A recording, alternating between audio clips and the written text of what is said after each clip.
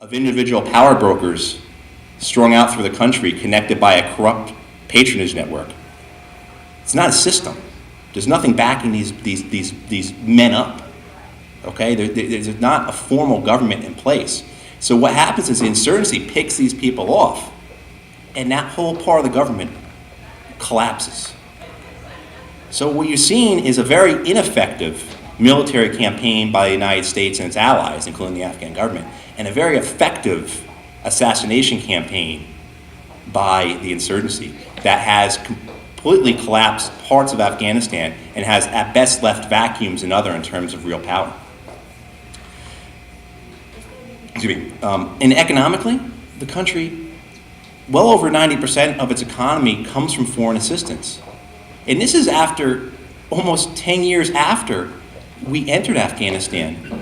And we made all kind. The world, everyone remembers the Bonn conferences and everything that happened after September 11th, 2001. Nation after nation made commitments in the billions of dollars to rebuild Afghanistan. And we spent a lot of money there. About $90 billion has been pledged to Afghanistan. Estimates differ, but between 50 or 60 billion have been spent. And we've built not a system, but we've just built, again, shells of development that when you look at it, they're not sustainable, they're really not helping the common person, and they actually just conduits for corruption, right? Conduits to feed this patronage network that fuels complete resentment at the government. So where you're at economically is an Afghan economy that is completely sustained and held up by foreign assistance. Well over 90% of Afghanistan's GDP comes from foreign assistance. The only industry in Afghanistan that we have seen prosper, the only thing that's gotten better in Afghanistan industry-wise, is a drug trade. It's the only industry in Afghanistan that has a value chain. It's the only thing where you can get credit to buy fertilizer, to buy seeds, to pay for labor. It's the only industry that has a labor force. Okay, it's the only. There's no road network in Afghanistan that's worth talking about, and poppies, unlike most crops, get better with age. You actually can put them underground for a while, and after a couple of years, they're actually better in terms of their value, I guess. But no, there's nothing. We haven't built an electrical network. There's no cold storage. Okay, there's certainly no market for anything else in Afghanistan except for drugs. And boy, is there a heck of a market for heroin. Okay, so economically, we've not done anything for them in 10 years. Spent a lot of money, made a lot of big show. We talk about how every Afghan's got 2 cell phones, but what does that actually mean in terms for development and real sustainability, real betterment in the quality of life for all Afghans, not just a select few in some of the urban areas. So what we've done is double down over these last couple of years on a policy that wasn't working. If we knew that the insurgency enjoyed popular support from parts of the population because of resentment at foreign forces and because of resentment towards a corrupt, illegitimate, and predatory government, then why 2 years ago did we basically double or triple our foreign forces there and completely increase our support for and expand the presence of a corrupt, illegitimate, and predatory government? Why did we do that and expect not the worst to happen? And that's what happened now. We plunged ahead, we escalated the war, and now we're shocked that we've gone from waist deep in quicksand to being chest deep in quicksand. Pakistan is not much better in terms of the effects our policy has had on that country.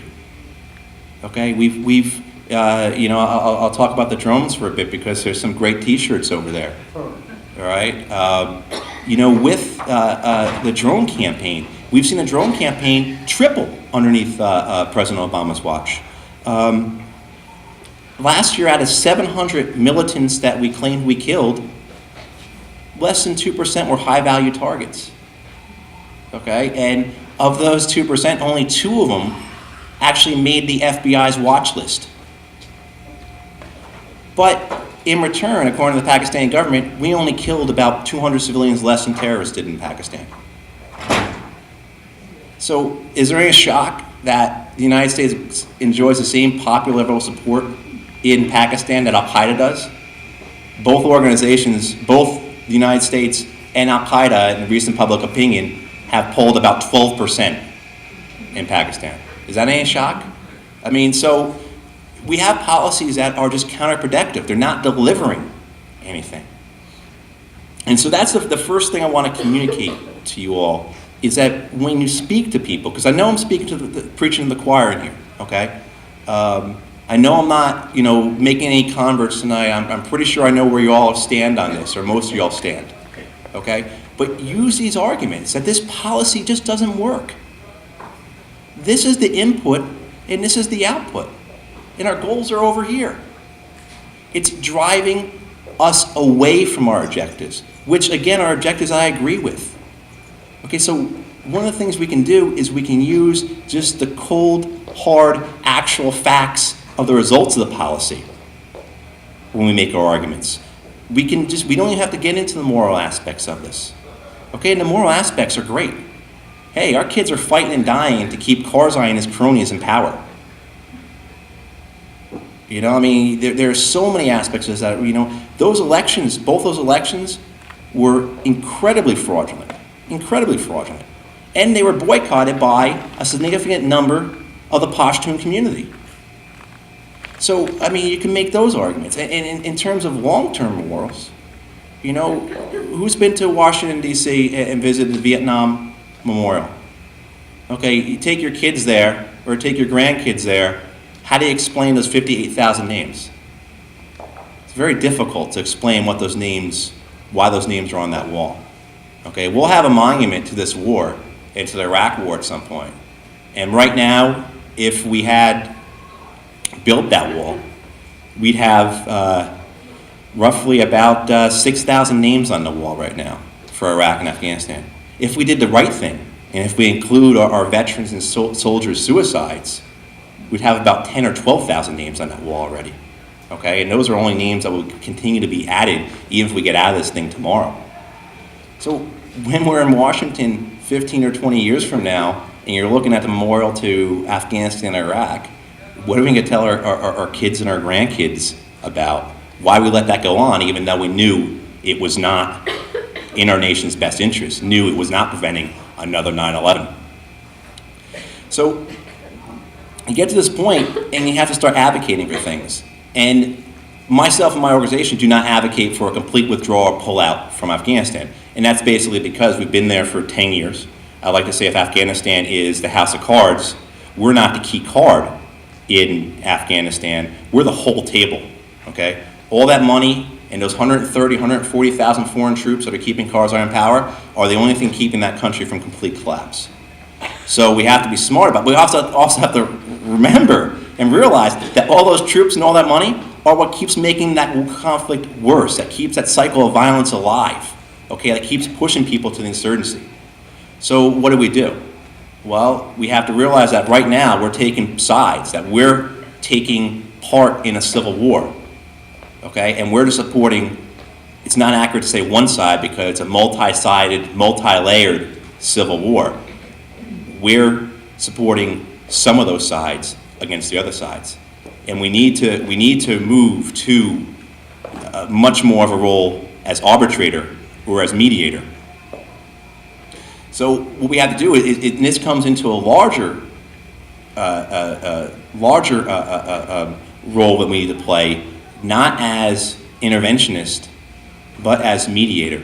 Okay, we are the world's largest economy. Okay, we do have quite amount of diplomatic clout, but how we're using that across the globe is not to our advantage and not to the world's advantage. So what I urge you to do is not to look at the president's announcement in June. I know no one here in the room is, but plenty of people in Washington are, and I'm assuming plenty of people across the country are. Look at the president's announcement in June as the end of the war. Okay? Plenty of folks are saying, hey, look, we don't need to talk about it anymore. Obama said we're leaving. That's it, the end of it. We'll be out by 2014. Well, we may not completely leave, okay? We're not completely leaving Iraq, right? So we may not completely be leaving. So I'll wrap it up real quick. What we need to do is keep up the pressure on this. Call into radio shows, call into talk shows, call into the newspapers, give money. None of these organizations that are fighting the good fight, that are up against the military intelligence development think tank industrial complex, none of them can do well unless they have money on their side. So we have to give money. And then you have to bring other people out, bring people over to be converted, okay, to this side. Because you guys are really the foot soldiers in the good fight. And if you want to know how we got to a place in this world where we can bomb Libya for several months, and then the President of the United States has the chutzpah to say we're not engaged in hostilities, you think that's bad? Wait to 3 or 4 years from now when the hawks in DC are saying, look, we've tried everything with Iran. The only option left is military strike. Because that will happen if we're not fighting against that. So I want to thank you all for coming tonight. Thank you to the Dallas Peace Center. To all those sponsors, there's more than I can actually name. And thanks to all the Texans here and the Oklahomans for their hospitality. And I look forward to Q&A later and discussion afterwards. Thanks.